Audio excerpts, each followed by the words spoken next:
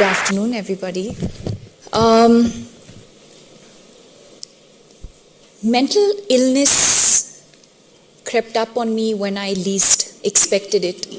I think most often, or at least in my case, it comes with absolutely no warning signs. And I was going through a phase that, the perception and the general understanding was that I was at a professional high. I'd had successful, consecutive hits professionally at the movies. I was in an amazing relationship. My parents and my sister have always been, extremely supportive of everything that I've done in my life. And so everything that we think should be okay in our life was going more than okay. It was absolutely perfect. And I remember waking up just one morning, leading an absolutely normal, or what I thought was normal. It started with, I fell, I fainted. There was a complete blackout, I fainted, I hit my head. And I used to live alone at this time, and luckily the house help had arrived.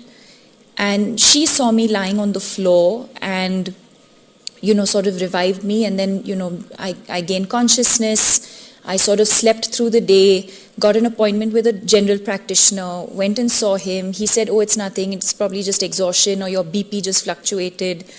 And that was it. That was sort of the physical symptom.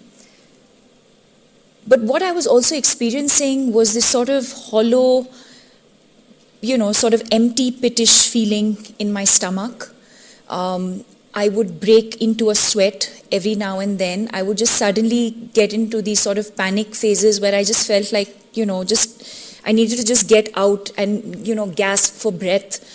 And I would just cry, like out of nowhere. I would just break down and cry no one really had to say anything to me, or I didn't necessarily have to be in a specific place. I would just, I could be in this room and suddenly just feel like I need to cry and express myself.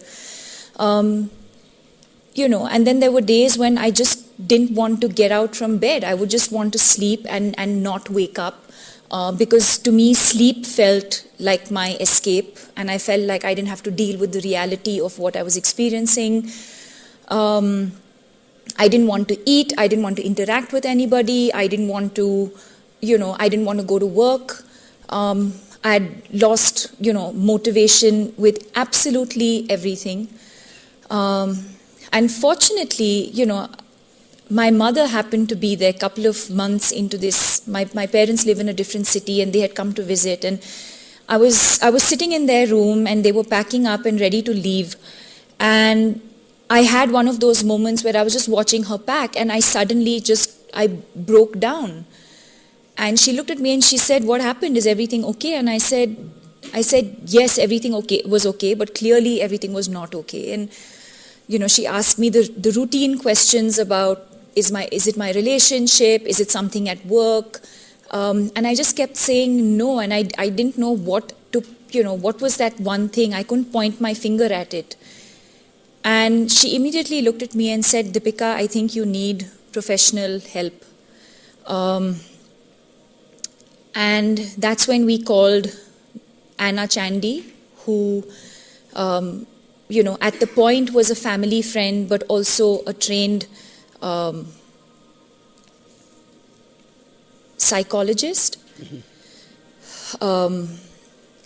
But at that point, we felt like we wanted to share this with somebody who we could trust, someone who was not going to.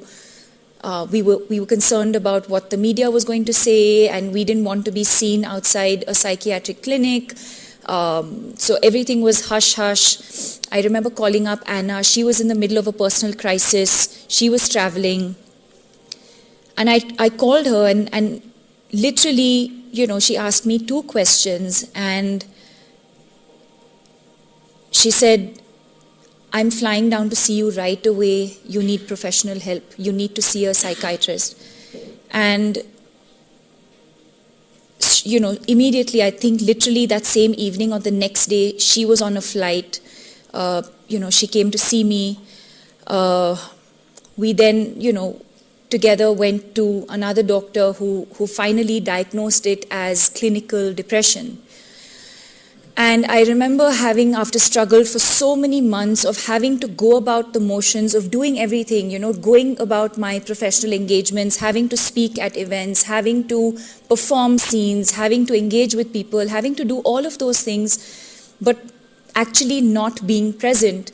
I remember feeling a sense of relief that, wow, at least now we know what this is that I was experiencing, because I think that the toughest part in the journey for me was not understanding what I was feeling, or not understanding what I was experiencing, not being able to explain to people what it is that I'm feeling. So if people would say, hey, how have you been?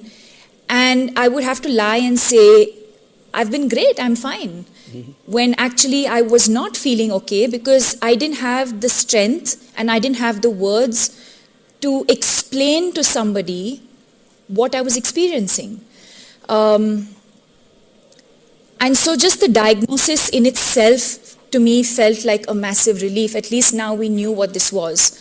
But I think this is where, my journey to recovery began, because I think accepting what Dr. Shyam Bhatt told me was equally an important part of my journey to recovery. And I think what I see around me very, very often is two things. For example, when my mother said, I think you need help, I could have easily rejected that and said, no, Mom, that's crazy. This doesn't make any sense. I'm not seeking professional help, A. B, the other situation could have been my mother could have completely discouraged me from seeking professional help.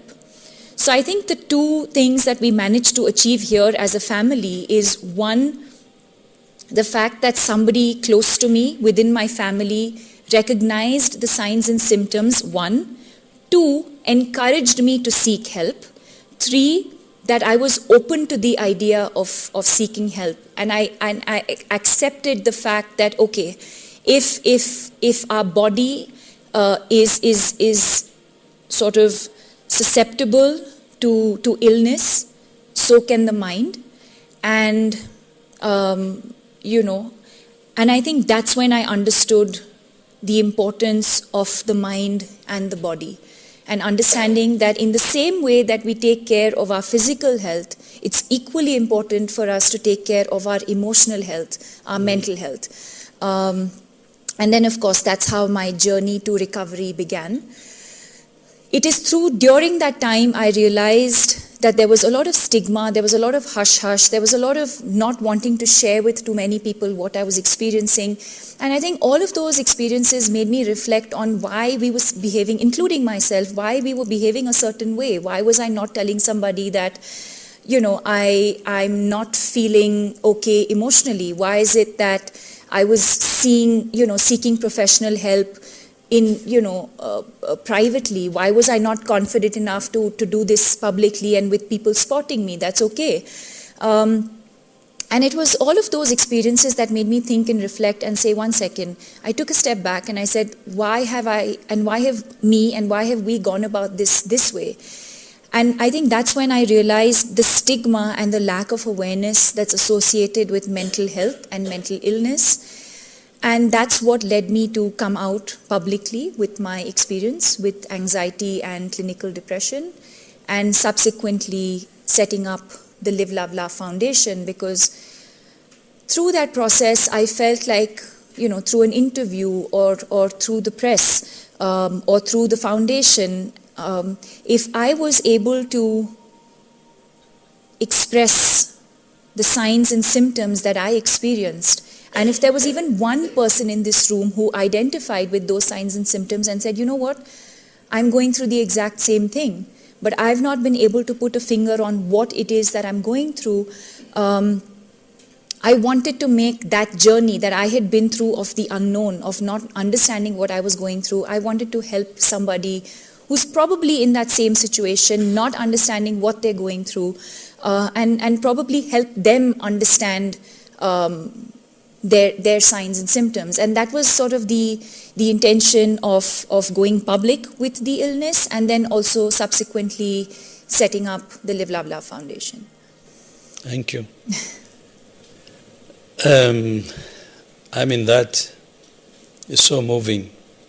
And one of the souls actually who saved herself. I think from your story, many young people can learn. We're losing a lot, 800,000 a year. And this is one of the largest killers of young people. Yes. It's serious, and that's why. So what would be your advice to young people? What they should do for themselves and what they should do to help others? I think there's a lot of things that that the youth can do. I think that we can do as individuals. I think to begin with, just to become a little more aware as people. So let me give this in two perspectives. One is, say, for someone like me who is experiencing anxiety and depression.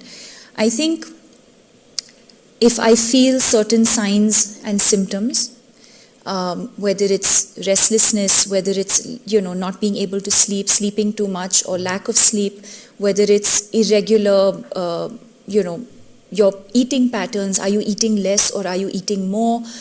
Are you feeling a sense of sadness or low for a prolonged period of time? And I think it's very important to understand the difference between sadness and depression. Sadness is something that we all go through in our lives for various reasons: death, failure in an exam,